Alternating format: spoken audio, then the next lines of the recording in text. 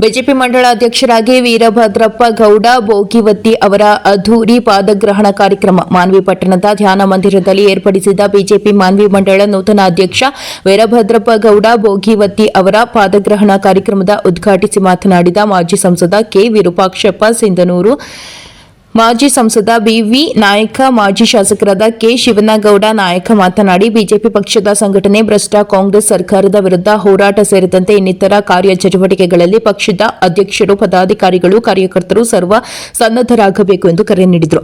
ಹಾಗೂ ಪಾದಗ್ರಹಣ ಕಾರ್ಯಕ್ರಮದ ಅಧ್ಯಕ್ಷತೆ ವಹಿಸಿ ಮಾತನಾಡಿದ ರಾಯಚೂರು ನಗರ ಕ್ಷೇತ್ರದ ಶಾಸಕ ಡಾ ಎಸ್ ಶಿವರಾಜ ಮಾತನಾಡಿ ಕಳೆದ 30 ವರ್ಷಗಳಿಂದ ಮಾನ್ವಿ ವಿಧಾನಸಭೆ ಕ್ಷೇತ್ರದಲ್ಲಿ ಭಾರತೀಯ ಜನತಾ ಪಕ್ಷದ ಅಭ್ಯರ್ಥಿಗಳು ಗೆಲುವು ಕಾಣದೆ ಕಾರ್ಯಕರ್ತರೇ ಭ್ರಮಾನಿರಸಗೊಂಡಿದ್ದು, ಪಕ್ಷದ ಕಾರ್ಯಕರ್ತರ ಮುಖದಲ್ಲಿ ಮಂದಹಾಸ ಮೂಡಿಸಲು ಪಕ್ಷದ ಹಿರಿಯ ಮುಖಂಡರು ತಮ್ಮಲ್ಲಿನ ಭಿನ್ನಾಭಿಪ್ರಾಯಗಳನ್ನು ಮರೆತು ಒಗ್ಗಟ್ಟನ್ನು ಕಾಯ್ದುಕೊಂಡರೆ ಬಿಜೆಪಿ ಗೆಲುವು ಸಾಧಿಸುವುದರಲ್ಲಿ ಸಂದೇಹವಿಲ್ಲ ಎಂದರು. ವರದಿ ಎಂಡಿ ಗೌಸ್, ಮಾನ್ವಿ.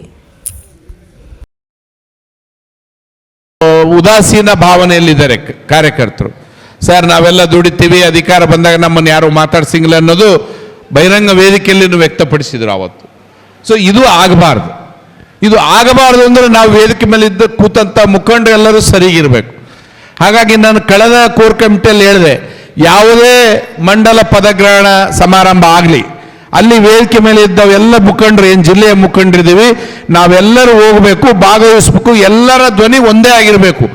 ಈ ಸಾರಿ ಜಿಲ್ಲೆಯಲ್ಲಿ ಬಿಜೆಪಿ ಪಕ್ಷ ಅಧಿಕಾರಕ್ಕೆ ತರಬೇಕು, ಹೆಚ್ಚಿನ ಸೀಟು ಬಿಜೆಪಿ ಅಭ್ಯರ್ಥಿಗಳು ಗೆದಿಬೇಕು ಅಂತ ಒಂದೇ ಒಂದು ಸ್ಲೋಗನ್ ಇರಬೇಕು. ನಾವು ಆದಾಗ್ಯ ಮಾತ್ರ ನಾವು ನಮ್ಮ ಕಾರ್ಯಕರ್ತರಿಗೆ ಶಕ್ತಿ ತುಂಬಿದಂಗೆ ಆಗ್ತದೆ, ನ್ಯಾಯ ಕೊಡಿಸಿದಂಗಾಗ್ತದೆ ಅಂತ ಹೇಳಿ ಅವತ್ತು ಕೋರ್ ಕಮಿಟಿಯಲ್ಲಿ ಅದರಂತೆ ನಾವೆಲ್ಲರೂ ಅವಾಗ ನಡ್ಕೊಂಡಿದ್ದೀವಿ. ನಾವು ಇವತ್ತು ಮಾನವ ಪೊಜ್ಜಲ್ರು ನಿನ್ನೆ ಬಂದಿದ್ರು ಪಾಪ, ಆದರೆ ಅಲ್ಲ, ಮಾನವ ಪೊಜ್ಜಲ್ ಸಾಹೇಬರು ಬಂದಿದ್ರು ನಿನ್ನೆ, ಆದರೆ ಅವ್ರದ್ದೇನೋ ಎಮರ್ಜೆನ್ಸಿ ಇರೋದಕ್ಕೆ ನಿನ್ನೆ ರಾಯಚೂರಿಗೆ ಬಂದು ಬಿ ವಿ ನಾಯಕರನ್ನ ಭೇಟಿಯಾಗಿ, ನಮ್ಮ ಸಿಂಧನೂರು ಕರೆಪ್ಪಣ್ಣವ್ರನ್ನ ಭೇಟಿಯಾಗಿ ಅವ್ರು ಬೆಂಗಳೂರಿಗೆ ಹೋದ್ರು. ಇಲ್ಲಾಂದ್ರೆ ಅವರು ಇರಬೇಕಂತ ಮಾತನಾಡಿದ್ರು.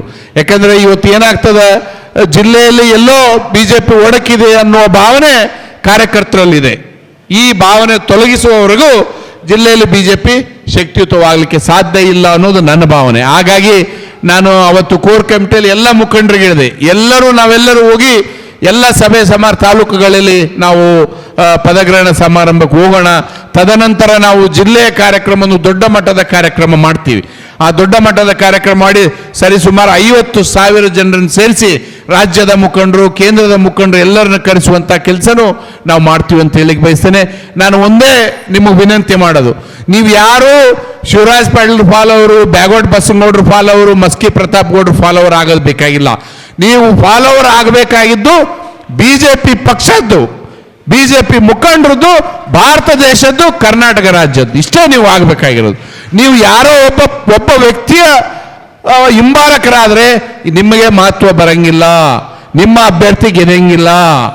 ನೀವು ಗೆಲ್ಲಬೇಕು, ನಿಮ್ಮ ಪಕ್ಷದ ಅಭ್ಯರ್ಥಿ ಗೆಲ್ಲಬೇಕಂತಂದ್ರೆ ನೀವು ಪಕ್ಷದ ಸಿಪಾಯಿಗಳಾಗಬೇಕು. ಅದಾದಾಗ್ಯ ಮಾತ್ರ ನಿಮಗೆ ಶಕ್ತಿ ಸಿಕ್ಕಂಗಾಗ್ತದೆ. ಯಾರೋ ನಮ್ಮ ಪಕ್ಷದ ಶಾಸಕರು ಇದ್ರೆ ಸ್ವಲ್ಪ ನಮಗೆ ಶಕ್ತಿ ತುಂಬುತ್ತಾರೆ ಕಾರ್ಯಕರ್ತರಿಗೆ. ಅಟ್ಲೀಸ್ಟ್ ನಾವು ಮನೆಗೆ ಹೋದ್ರೆ ಬರೆಯಪ್ಪ ಚಾ ಕುಡಿವಿ ಅಂತಾನೆ ಹೇಳ್ತಾರೆ. ನಾವು ಅವರಿಗೆ ಬೇಕಾಗಿರ್ಲಿಕ್ಕಿಲ್ಲ, ಆದರೆ ಎಲ್ಲರಿಗೂ ಬೇಕಾದಂಥ ಅಭ್ಯರ್ಥಿ ಸಿಗಂಗಿಲ್ಲ. ಅದನ್ನು ನಾವು ಕಾರ್ಯಕರ್ತರ ಆಲೋಚನೆ ಮಾಡಬೇಕು. ಎಲ್ಲ 99% ಕಾರ್ಯಕರ್ತರಿಗೆ ಬೇಕಾಗುವಂಥ ಅಭ್ಯರ್ಥಿ ಸಿಗಲಿಕ್ಕಿಲ್ಲ. ಯಾರೋ ಒಂದು 5-10% ಬೇಕಾಗಲಾರ್ದಂಥ ಅಭ್ಯರ್ಥಿ ಸಿಕ್ಕರೂ ನಾವು ಸಂಪೂರ್ಣ ಬೆಂಬಲಿಸಿ, ಯಾಕಂದರೆ ನಾಳೆ ಬೆಳಗ್ಗೆ ಅಟ್ಲೀಸ್ಟ್ ಅವರು ಬಿಜೆಪಿ ಪಕ್ಷದವರಪ್ಪ, ನಮ್ಮ ಪಕ್ಷದವರಪ್ಪ ಅಂತೇಳನ ಅವ್ರಿಗೆ ಅಭಿಮಾನ ಇರ್ತದೆ. ಇವತ್ತು 30 ವರ್ಷ ಆಯಿತು ಪಕ್ಷದ ಶಾಸಕರಿಲ್ಲ. ಯಾವ MLA ಮನೆಗೆ ನಾವು ಹೋಗಿವಿ ಹೇಳ್ರಿ? ನಮ್ಮ ಕಾರ್ಯಕರ್ತರು ಯಾರನ್ನ MLA ಮನೆಗೆ ಹೋಗಿವ? ಯಾವುದೊಂದು ಪೊಲೀಸ್ ಸ್ಟೇಷನ್ನಾಗ ನಮ್ಮ ಕೆಲಸ ಆಗ್ಯಾವ? ಯಾವುದೊಂದು KEಬ್ಯಾಗ ನಮ್ಮ ಕೆಲಸ ಆಗ್ಯಾವ? ಯಾವುದೊಂದು ತಹಸೀಲ್ ಆಫೀಸ್ನಾಗ ನಮ್ಮ ಕೆಲಸ ಆಗ್ಯಾವ? ಎಲ್ಲೂ ಆಗಿಲ್ಲ. ಸ್ವಲ್ಪ ಆದರೂ ನಮ್ಮ ಶಾಸಕರಿದ್ರೆ, ನಮಗೆ ಬೇಕಾಗ್ಲಾರ್ದವ್ರು ಇದ್ರು ಏನೋ ಒಂದು 5 ಸಾರಿ ಹೋದ್ರೆ 6ನೇ ಸಾರಿನ ಇಲ್ಲಪ್ಪ ಪಾಪ 5-6 ಸಾರಿ ಬಂದನ ತಹಸೀಲ್ದಾರಿಗೆ ಫೋನ್ ಮಾಡಮಂತ ಅಂತಾರಲ್ಲ ಅವರು. ಹಾಗಾಗಿ ನಾನು ನಿಮ್ಮಲ್ಲಿ ವಿನಂತಿ ಮಾಡೋದು, ಪಕ್ಷದ ಅಭ್ಯರ್ಥಿ, ಪಕ್ಷದ ಏನೋ ನಿರ್ಧಾರ ಇರ್ತದ ಅದನ್ನು ಬೆಂಬಲಿಸುವಂಥ ಕಾರ್ಯ ಸರ್ವ ಕಾರ್ಯಕರ್ತರಿಂದ ಆದಾಗ ಮಾತ್ರ ಪಕ್ಷಕ್ಕೆ ಶಕ್ತಿ ತುಂಬಿದಂಗಾಗ್ತದ, ಪಕ್ಷ ಮುಂದೆ ಬರಲಿಕ್ಕೆ ಸಾಧ್ಯ, ಪಕ್ಷ ಅಧಿಕಾರಕ್ಕೆ ಬರಲಿಕ್ಕೆ ಸಾಧ್ಯ ಅಂತ ಹೇಳಲಿಕ್ಕೆ ಬಯಸ್ತೇನೆ. ಆ ನಿಟ್ಟಿನಲ್ಲಿ ನಾವು ನೀವೆಲ್ಲರೂ ಸೇರಿ, ಇವತ್ತು ನಾವು ಕಾಂಗ್ರೆಸ್ ಪಕ್ಷ ಅಧಿಕಾರಕ್ಕೆ ಬಂತು, 5 ಗ್ಯಾರಂಟಿಗಳು ಹೇಳಿ ಅದರ ಆಸೆ ತೋರಿಸಿ ಇವತ್ತು ಅಧಿಕಾರಕ್ಕೆ ಬಂತು. ಏನು ಮಾಡಿದ್ದಾರೆ? 5 ಗ್ಯಾರಂಟಿ ಕೊಟ್ಟು ಯಾವುದು ಪೂರೈಕೆ ಮಾಡಿದ್ದಾರೆ? ಇವತ್ತು KSRTC ಹೆಣ್ಮಕ್ಳಿಗೆ, ನಮ್ಮ ತಾಯಂದ್ರಿಗೆ ಬಸ್ ತಿರುಗಾಡ್ಲಿಕ್ಕೆ ಬಿಟ್ಟು ಆ ಕಂಡಕ್ಟರ್ ಡ್ರೈವರ್ನ ಉಪವಾಸಕೊಳ್ತಾ ಇದ್ದಾರೆ. ಇವತ್ತು 2,000 ಕೊಡ್ತೀವಿ ಅಂತೇಳಿ ಇಲ್ಲಿಗೆ 4 ತಿಂಗಳಾಯ್ತು, 1 ರೂಪಾಯಿ ಕೊಡ್ತಾ ಇಲ್ಲ.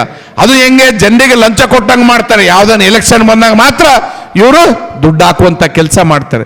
ಇದು ಡೈರೆಕ್ಟ್ ಲಂಚ ವ್ಯವಸ್ಥೆ ನಿರ್ಮಾಣ ಮಾಡಲಿಕ್ಕೆ ಪ್ರಯತ್ನ ಮಾಡಿದ್ದಾರೆ.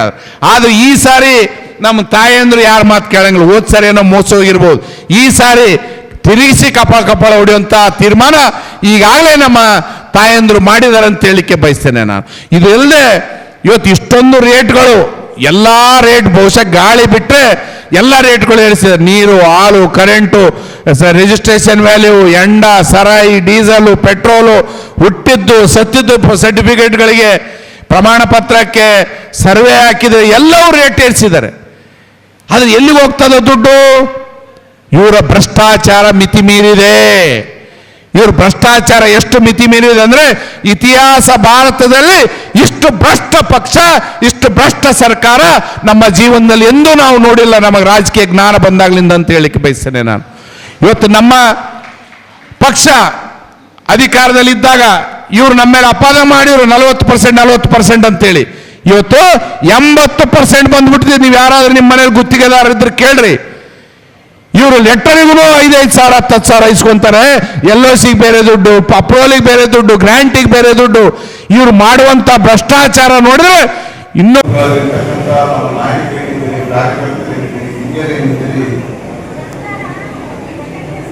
ಎಲ್ಲರೂ ಕೂಡ ಶ್ರಮ ಮಾಡಬೇಕಾಗ್ತದೆ.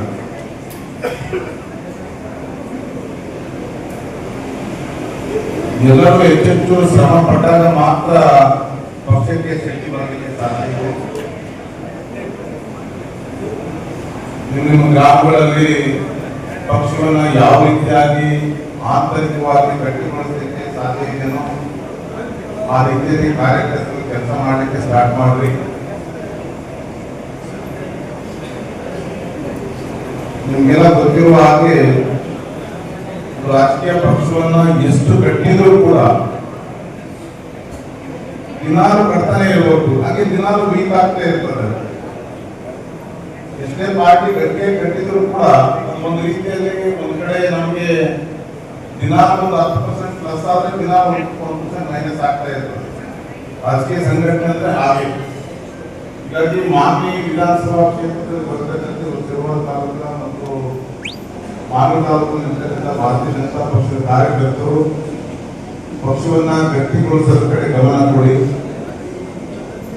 ನೀವು ಗ್ರಾಮವನ್ನ ಗಟ್ಟಿ ಮಾಡಿದ ಜೊತೆಯಲ್ಲಿ ನಿಮ್ಮ ಗ್ರಾಮ ಪಂಚಾಯತ್ ವ್ಯಾಪ್ತಿಯ ಹಳ್ಳಿಗಳನ್ನ, ನಿಮ್ಮ ತಾಲೂಕಾ ಪಂಚಾಯತ್ ವ್ಯಾಪ್ತಿಯ ಹಳ್ಳಿಗಳನ್ನ ಮತ್ತು ಜಿಲ್ಲಾ ಪಂಚಾಯತ್ ವ್ಯಾಪ್ತಿಯ ಹಳ್ಳಿಗಳನ್ನ ಗಟ್ಟಿ ಮಾಡತಕ್ಕಂಥ ಕೆಲಸವನ್ನ ಮಾಡಿ ಇದನ್ನು ಜೋಡಿಸ್ತಕ್ಕಂಥದ್ದಾಗಬೇಕು. ಲೀಡ್ ಆದ ಕೆಲಸ ಏನಂತಂದ್ರೆ,